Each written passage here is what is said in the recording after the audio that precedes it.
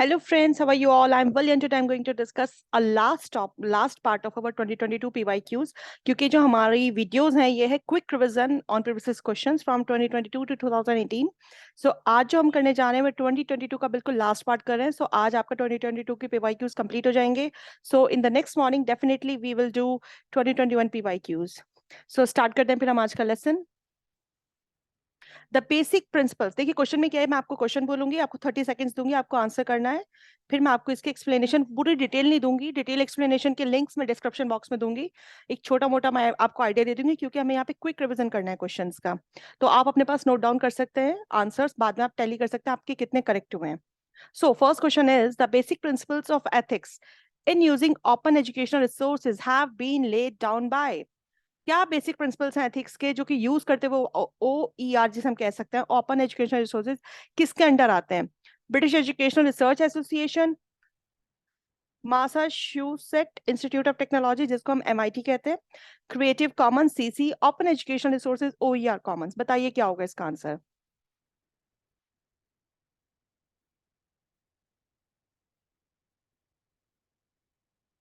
या so answer क्या होगा इसका? हमारा आंसर होगा बी, बैरा जिसे हम बोलते हैं, ब्रिटिश एजुकेशनल रिसर्च एसोसिएशन. इसके बारे में मैंने पूरा इसका आर्टिकल दिया हुआ है. ये क्वेश्चन डिफरेंट क्वेश्चन था इस बार जो आया था आपका, रिपीटेड क्वेश्चन में नहीं था. इसका मैंने पूरा आर्टिकल इसके डिस्क्रिप्शन बॉक्स में दिया, तो अगर आप देखना चाहेंगे तो आप देख लीजिएगा. नेक्स्ट क्वेश्चन है हमारा, a secondary source of a particular historical research. आपको सेकेंडरी सोर्स बतानी है किसकी? एक पर्टिकुलर हिस्टोरिकल रिसर्च की. क्या होगी? Will always be a secondary source for all the historical researches. Second, will always be a primary source for all other historical researches. Third, may be a primary source for another historical research. Or fourth, cannot be used as a source in any other historical research. बताइए क्या होगा answer?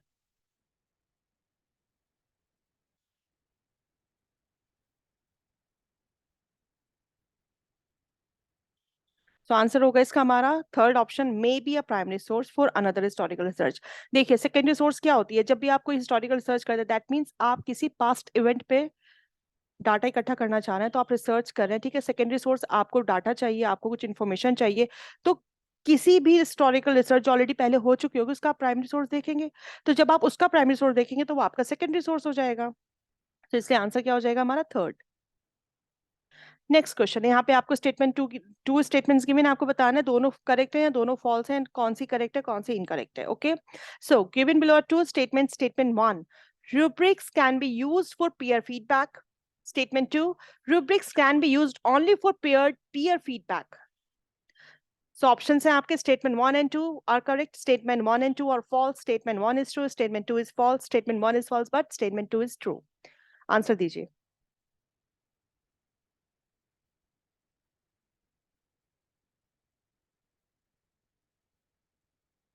Yes, तो answer क्या है इसका हमारा? Statement 1 आपकी सही है, लेकिन जो स्टेटमेंट 2 है आपकी वो फॉल्स है. Rubrics can be use for peer feedback. Rubrics क्या होते हैं? रूब्रिक्स होता है आपका स्कोरिंग टूल जो कि स्कोर करने के लिए यूज किया जाता है. किस चीज को? कोई भी बच्चे का असेसमेंट करना है, सोशल इंटरेक्शन चेक करना है या कुछ भी करना है, रूब्रिक्स को हम क्या बोलते हैं? This is a scoring tool. तो स्कोरिंग टूल से आप क्या करेंगे? स्कोर असेसमेंट करेंगे. असेसमेंट किसका करेंगे? फीडबैक लेनी होती है आपको. Rubrics can be used only for, यहाँ एक कंडीशन डाल दी कि आप रूब्रिक्स कब यूज करोगे? सिर्फ पेयर पीयर फीडबैक में. ऐसा नहीं है, सिर्फ पीयर फीडबैक के लिए यूज किया जाता है. तो इसलिए आपकी स्टेटमेंट 1 जो होगी वो सही होगी, स्टेटमेंट 2 गलत होगी. क्वेश्चन, आर्टिकल से क्वेश्चन आया, which of the following constitutional provisions is made to eliminate discrimination of caste, creed और colour in any government aided school. आपको उस कॉन्स्टिट्यूशन प्रोविजन के बारे में, उस आर्टिकल के बारे में बताना है जो इसलिए बनाया गया था कि हमें कास्ट का, कलर का, क्रीड का, इन सब चीजों का डिस्क्रिमिनेशन को बिल्कुल खत्म कर देना है हमारे जो गवर्नमेंट एडेड स्कूल्स हैं उनके अंदर. कौन सा आर्टिकल होगा ये? किस आर्टिकल में ये बात कही गई? Article 16, article 29, article 30, article 32?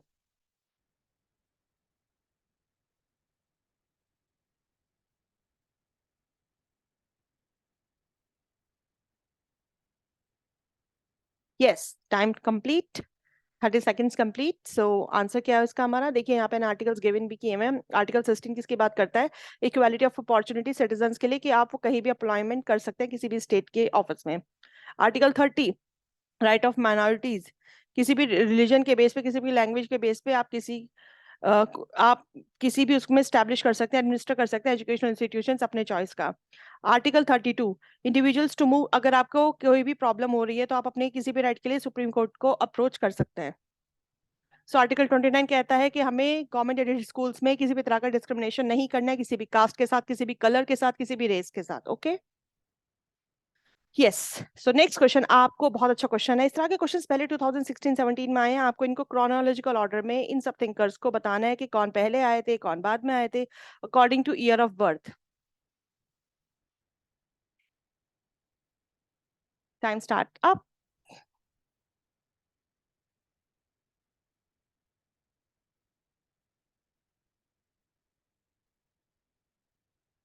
Yes, तो टाइम अप आपका। अब आंसर बताती हूँ। देखिए, ये इसमें क्या था, रविंद्रनाथ टैगोर सबसे पुराने थे जो 1861 में थे, और सबसे लेटेस्ट कौन सा है हमारे, कृष्णमूर्ति 1895। उसके बाद आते हैं आपके स्वामी विवेकानंद 1863 बॉर्न हुए थे। फिर आते हैं हमारे अरबिंदो घोष 1872 में बॉर्न हुए थे, and the last one is Krishnamurthy जो कि बॉर्न हुए थे 1895 में। तो याद रखने के लिए आप ये कर सकते हैं, सबसे पुराने हमारे रविंद्रनाथ टैगोर थे 1861, और सबसे लेटेस्ट जो थे हमारे 1895 कृष्णमूर्ति थे। उसके बाद रविन्द्रनाथ टैगोर के बाद थे हमारे स्वामी विवेकानंद, उसके बाद थे हमारे औरबिंदो घोष। ठीक है, हो सकता है इस बार क्वेश्चन कुछ डिफरेंट तरीके से पूछ लिया जाए। या तो नेक्स्ट है हमारा learning. Learning implies change in behavior. Learning takes place through experience and practice. Learning also implies changes due to growth and maturation. Learning implies that change must be relatively permanent. So answers options आपको given है, बताइए कौन सा answer सही होगा। Time starts now.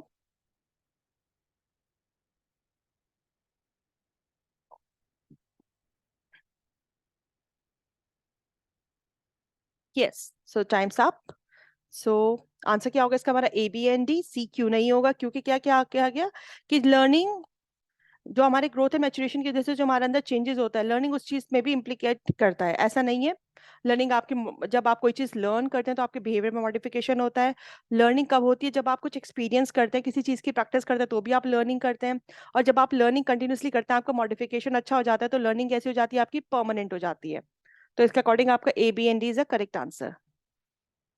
Next question यहाँ पे arrange करनी है आपको, बिगिनिंग से लेके एंड तक। किस चीज को जो रिक्वायरमेंट होती है, आईईपी का जो प्लान है, इंडिविजुअलाइज एजुकेशनल प्लान, उसको आपको बिल्कुल स्टार्टिंग से लेके एंड तक किस तरह से प्लान करते हैं हम किसी स्टूडेंट के लिए, वो आपको अरेंज करना है। So first option is statement of current level of performance. B, statement of assessment of students achievement. C, statement of preliminary of information about the student. D, statement of aid, services, modification and supports to be provided to the child. And the E is statement of academic and functional goals. बताइए क्या होगा इसका answer. Your time starts now.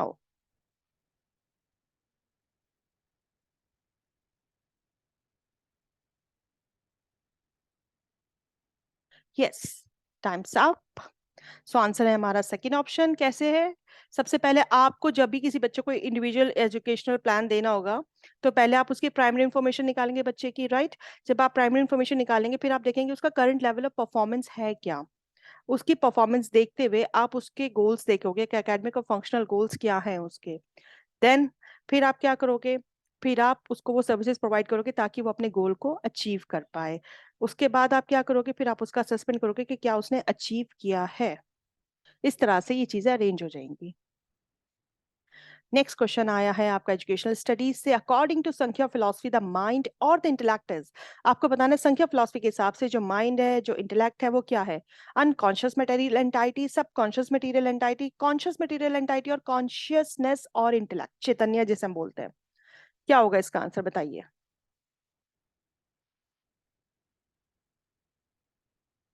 Time starts now.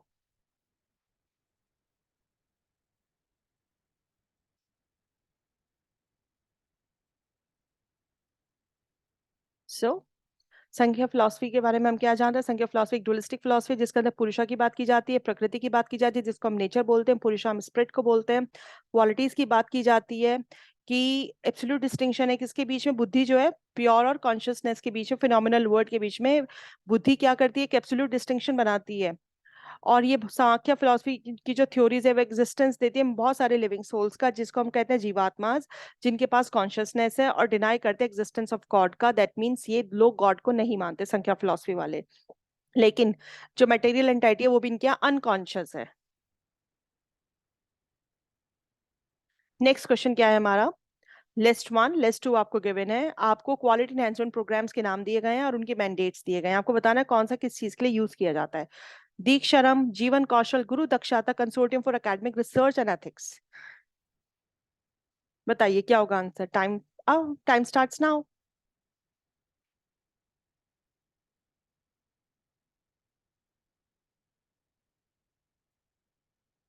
Yes, so time's up. देखिए इसमें क्या था, ये question आपका पहली बार आया है और इसमें क्या होता है कि बच्चा थोड़ा बहुत कंफ्यूज हो जाता है कि एग्जैक्टली क्या कहा गया है। तो जो जीवन कौशल की बात है ना, जीवन कौशल मतलब जीवन जीने की जो कला है, दैट मीन्स कहीं ना कहीं आपका किसी imparting life skills to students, कि कैसे आप बच्चों के अंदर इम्पार्ट करते हैं कि वो जिंदगी कैसे जिए, कैसे सर्वाइवल स्किल्स उनके अंदर इम्पार्ट की जा रही है। अच्छा, लास्ट क्या आता है, consortium for academic research and ethics.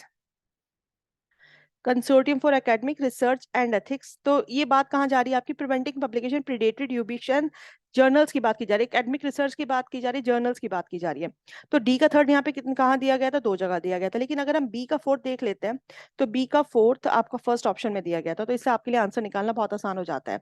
इसको मैंने पूरा डिटेल भी दिया है, गुरु दक्षता के बारे में पूरा मैंने डिटेल दिया, पढ़ना चाहे पढ़ लें। ये पूरा इनके बारे में पूरे वन लाइनर से इनको अच्छे से पढ़ लीजिएगा। देखिए इसमें एक चीज, हाँ केयर, इसको केयर शॉर्ट फॉर्म में भी दिया गया, जो हमने लास्ट पोर्शन था ना इसका, consortium for academic and research ethics. चीजों के बारे में पता होना बहुत इंपॉर्टेंट है, इनके बारे में एक बार सब पढ़ लीजिएगा, हो सकता है क्वेश्चन इस बार डिफरेंट तरीके से पूछ लिया जाए। दीक्षरम, स्टूडेंट इंडक्शन प्रोग्राम जिसे हम कहते हैं। जीवन कौशल फॉर लाइफ स्किल्स। गुरु दक्षता फैकल्टी इंडक्शन प्रोग्राम जो कि आपका आया हुआ था। तो सब चीजें एक बार अच्छे से देख लीजिएगा, पढ़ लीजिएगा, वेरी इंपॉर्टेंट। तो आंसर क्या हो जाएगा इसका हमारा, फर्स्ट। नेक्स्ट क्वेश्चन, ये क्वेश्चन आपका ड्रॉप हुआ था, इस क्वेश्चन को मैं समझा देती हूँ, क्वेश्चन तो बहुत आसान था, बस इसमें दो ऑप्शन एक ही के दे दिए थे एडमिनिस्ट्रेटिव मॉडल ऑफ करिकुलम का, क्योंकि जो हमारा एडमिनिस्ट्रेटिव मॉडल ऑफ करिकुलम है ये टॉप डाउन अप्रोच है। और क्या होता है एडमिनिस्ट्रेटिव मॉडल में, जितने भी एडमिनिस्ट्रेशन के लोग होते हैं, head of the department, principal वगैरह, ये लोग बनाते हैं करिकुलम और फिर टीचर्स को इंप्लीमेंट कर दिया जाता है, फिर टीचर्स पढ़ाते हैं। तो ये दो ऑप्शन जो थे ये एक ही के आ गए थे, इसलिए ये क्वेश्चन ड्रॉप कर दिया गया था। डेमोन्स्ट्रेटिव मॉडल बच्चे की थिंकिंग स्किल्स को डेवलप करता है। ग्रास रूट मॉडल जिसमें टीचर्स को ऑटोनॉमी दी जाती है, इंडिपेंडेंस दी जाती है। ठीक है, तो ये क्वेश्चन इस तरह से था, आप इस क्वेश्चन को अच्छे से देख सकते हैं। और हिल्लर टाबा मॉडल भी पूरा फोकस्ड होता है, प्लान्ड होता है। नेक्स्ट क्वेश्चन हमारा, ऑर्गेनाइजेशनल क्लाइमेट, जो आपका ऑर्गेनाइजेशन है, जो भी आपका इंस्टीट्यूशन, उसका कैसा इन्वायरमेंट है, क्या क्लाइमेट है। First, determine work performance of an individual, does not affect sentiments of an individual employee, affects the level of job satisfaction of an individual employee, affects work efficiency of an individual। बताना है क्या option होगा इसका। Your time starts now।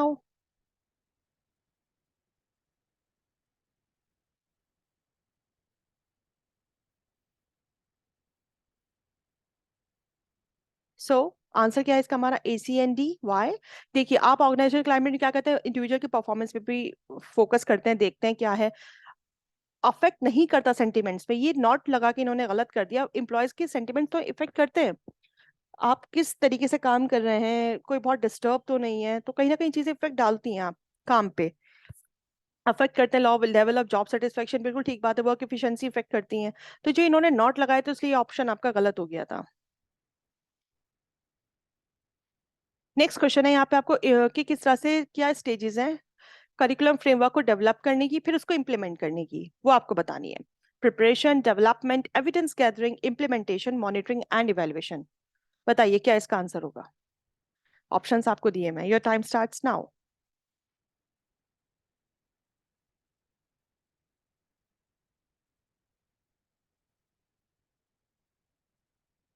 Yes, times up. So first of all आप क्या करते हैं, सबसे पहले आप एविडेंस गैदर करते हैं, दैट मीन्स जो चीजें आपको चाहिए फ्रेमवर्क बनाने के लिए, क्यों जरूरत पड़ रही है, किस चीज की नीड है, क्या स्ट्रेंथ है, वो सबसे इंपॉर्टेंट होता है। सबसे पहले आप एविडेंस गैदर करते हैं, फिर आप प्रिपेयर करते हैं। फर्स्ट आप एविडेंस गैदर करेंगे, फिर आप प्रिपेयर करेंगे, फिर आप डेवलप करेंगे। उसके बाद जब आपका करिकुलम डेवलप हो जाएगा, फिर आप उसको इम्प्लीमेंट करेंगे अपने स्कूल में। जब आपने इम्प्लीमेंट कर लिया, फिर आप क्या करेंगे, आप मॉनिटर करेंगे कि आपने जो इम्प्लीमेंट किया है वो यूजफुल है कि नहीं है, कोई कमी तो नहीं है। तो आपका second option is the correct answer. बहुत अच्छा क्वेश्चन है। Test, retest, split half, equivalent parallel form and the rational equivalence methods किस चीज के लिए यूज किए जाते हैं, किसके असेसमेंट के लिए यूज किए जाते हैं, validity of test, usability of a test, reliability of a test, या फिर validity and reliability both of a test? बताइए क्या होगा इसका correct answer. Your time starts now.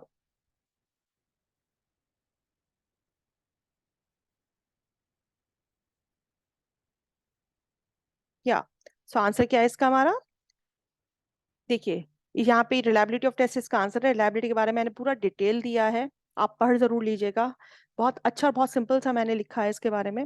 So please आप इसको पढ़ लीजिएगा, एग्जामिनेशन पॉइंट ऑफ व्यू से बहुत इंपॉर्टेंट है। ये रिलायबिलिटी ऑफ टेस्ट का असेस करता है।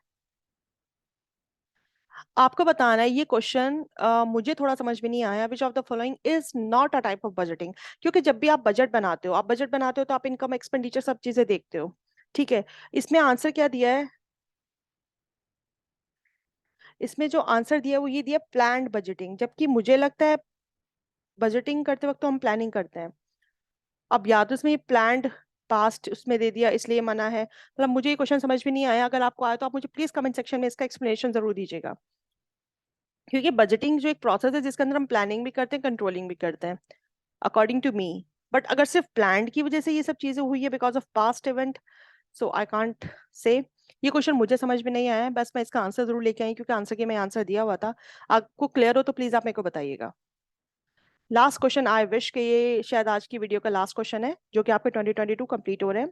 यहाँ पे आपको लिस्ट 1 दी है, लिस्ट 2 दी है। लिस्ट 1 में क्या है? साइकोलॉजिकल थ्योरीज है। यहाँ पे डेवलपर है। साइको एनालिटिक थ्योरी किसने दी है? फील्ड थ्योरी किसने दी है? साइन थ्योरी ऑफ लर्निंग किसने दी है? ट्रेड थ्योरी किसने दी है? ये आपको बताना है। जल्दी से आंसर दीजिए, टाइम स्टार्ट्स नाउ।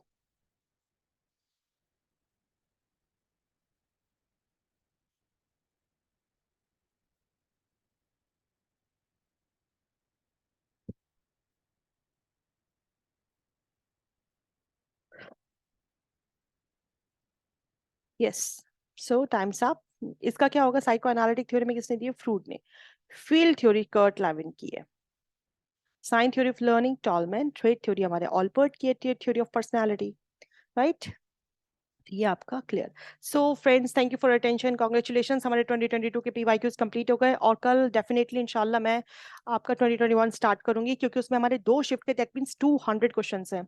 सो जुड़े रहिएगा मेरे साथ। So stay blessed, enjoy learning and see you soon with the next video and best of luck for your upcoming exam. और please like share and subscribe जरूर करिएगा। Best of luck.